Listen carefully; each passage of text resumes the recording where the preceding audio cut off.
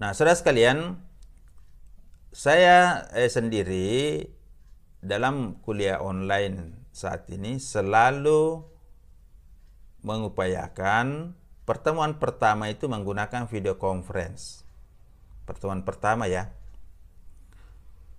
Kenapa saya harus menggunakan video conference? Karena pertemuan pertama ini penting sekali.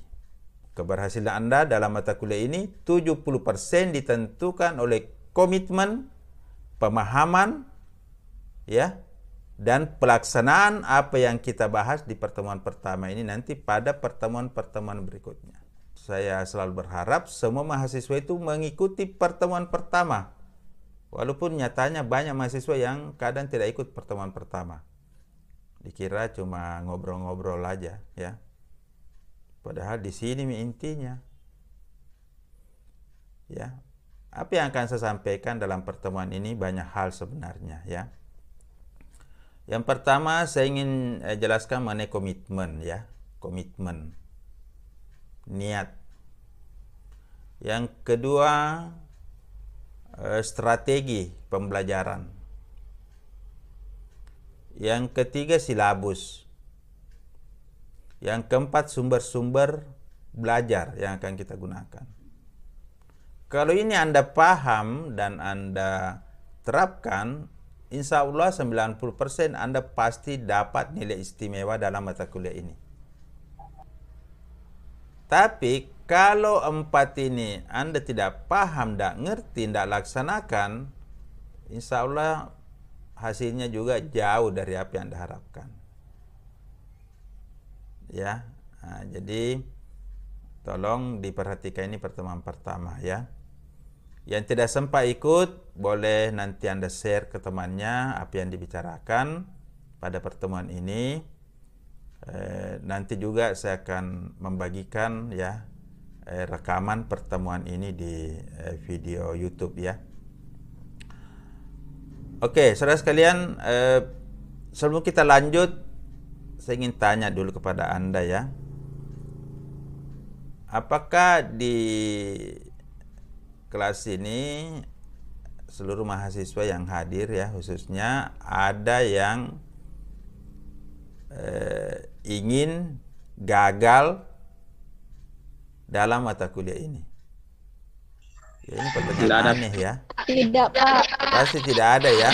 Nah, Tidak, Pak. atau saya tanya, apakah semuanya ingin berhasil dalam mata kuliah ini? Pasti jawabannya semua mau. Apakah kita ingin berhasil dalam hidup ini? Pasti semuanya mau.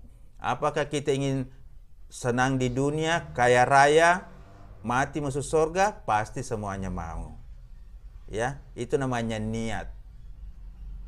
Itu namanya komitmen. Tapi apakah nyatanya semua mahasiswa berhasil lulus dalam mata kuliah ini? Kenyataannya? Ya? Kira-kira? Jawabannya tidak. Apakah semua orang sukses, kaya raya di dunia ini? Jawabannya tidak. Apakah semua manusia masuk surga? Jawabannya tidak. Kenapa tuh bisa? Padahal tadi kalau ditanya apakah semua mau? Mau. Kenyataannya tidak. Nah, kenapa bisa itu? Ini yang disebut masalah. Masalah itu kesenjangan antara keinginan dengan fakta. Ketidaksesuaian antara keinginan dengan kenyataan. Itu yang disebut dengan masalah. Jadi kalau orang banyak maunya, banyak yang tidak dicapai, pasti masalahnya banyak. Ya. Kalau banyak mau, banyak usaha, banyak tercapai, ya masalahnya kurang. Kalau semua tercapai, ya insya Allah senang-senang. Ya.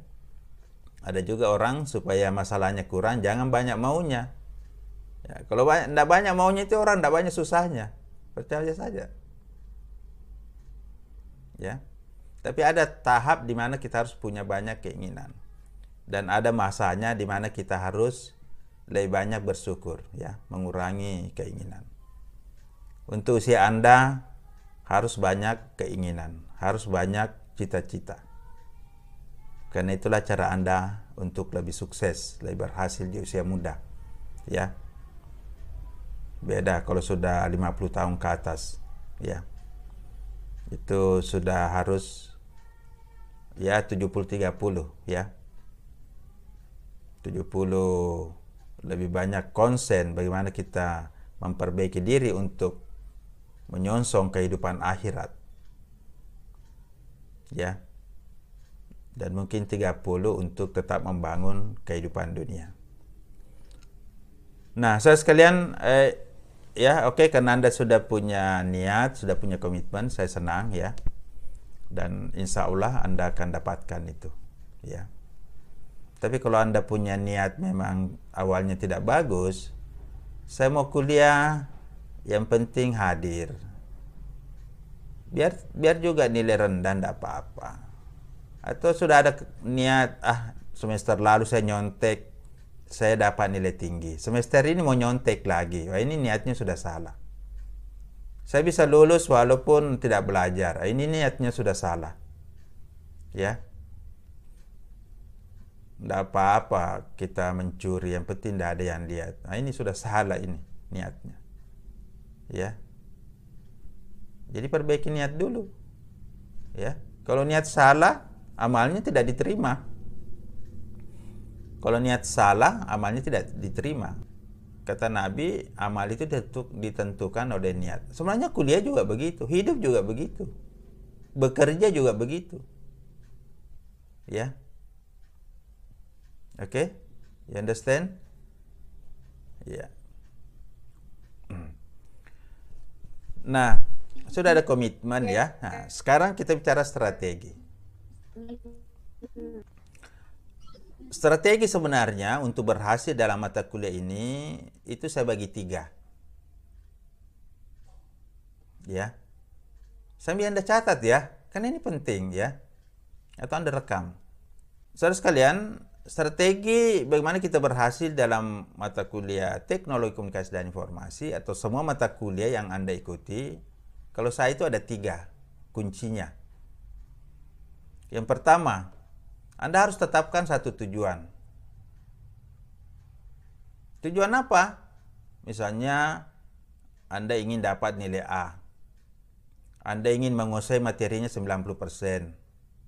Anda ingin terampil. Ya. Anda punya kompetensi ini. Anda sudah punya memikirkan sesuatu hal yang akan Anda capai setelah pembelajaran 1 semester. Itu sudah ada tuh niat. Sudah ada gambaran. Ini namanya tujuan. Ya. Sama juga ketika masuk di UIN, Anda sudah punya tujuan. Saya ingin menjadi sarjana. Itu sudah ada tujuan. Nah, kalau kita mau sukses juga dalam mata kuliah, itu sudah harus ada tujuan. Saya ingin dapat A. Saya ingin menguasai materinya 90%. Saya ingin terampil. Ya. Saya ingin betul-betul memahami materinya ini. Nah, itu kalau sudah ada tujuan, berarti tujuan itu kalau kita mau sebut itu juga 90% ya, atau 70% itu menentukan kesuksesan. Coba tanya itu. Yang malas, yang tidak pernah masuk kuliah, ya, pasti memang dia tidak ada niat, tidak ada komitmen, tidak ada tujuan. Ini dulu ya. Ini strategi pertama ya. Pastikan Anda punya tujuan dan pasang tujuan yang paling tinggi. Tidak apa-apa. Yang kedua adalah tahu caranya mencapai tujuan itu. Ya. Bagaimana caranya Anda bisa sampai ke situ? Kendaraan apa yang bisa Anda pakai, usaha apa yang harus Anda lakukan, itu harus Anda tahu. Punya tujuan, tidak tahu caranya, tidak bisa juga. Makanya nanti saya akan jelaskan cara berhasil dalam mata kuliah ini nanti menggunakan silabus. Ya. Nah, jadi ini penting. Misalnya syarat kehadiran, syarat tugas, syarat ujian. Itu penting Anda tahu. Karena kalau kehadiran tidak cukup, berarti otomatis nilainya error. Berarti tujuannya tidak tercapai. Jadi ini adalah strategi kedua. Ya, kita sudah tetapkan tujuan, kita harus tahu caranya. Nah, ini yang kedua ya, penting ya. Nah, yang ketiga strateginya, yang ketiga itu kita harus membentuk karakter yang sesuai. Membentuk satu karakter yang sesuai dengan cita-cita yang kita ingin capai. Kalau kita ingin cita-cita tinggi, kita harus punya karakter hebat. Misalnya kita mau dapat nilai A, otomatis kita harus rajin, kita harus tekun, kita harus sabar, kita harus bersungguh-sungguh. Tidak nyambung kita mau kaya baru kita karakternya malas, ya kan? Tidak jujur, oh ini tidak nyambung. Oke? You know? Jadi kita memantaskan diri istilahnya dengan tujuan kita mencapai. Kita mau masuk surga, kita harus memantaskan karakter kita untuk masuk surga. Jadi kalau mau dapat nilai A, pantaskan diri Anda dapat nilai itu. Banyak mahasiswa malas mau dapat nilai A, ini tidak nyambung, menyalahi hukum alam. Ya, banyak orang mau kaya tapi tidak jujur, tapi malas. Ini tidak nyambung, ini namanya menyalahi hukum alam. Oke, jadi itu strateginya ya. Jadi strateginya untuk berhasil dalam mata kuliah ini, dan saya kira juga berlaku untuk mata kuliah lain. Itu ada 3 ya. Pertama, pastikan memang tujuan yang tinggi. Yang kedua, ketahui caranya dan Anda nanti praktekkan. Yang ketiga, bangun karakter yang sesuai. Ya, bangun satu karakter yang memang pantas Anda mendapatkan kesuksesan, kemuliaan itu. Ya, insya Allah itu Anda akan dapatkan. Percaya saja.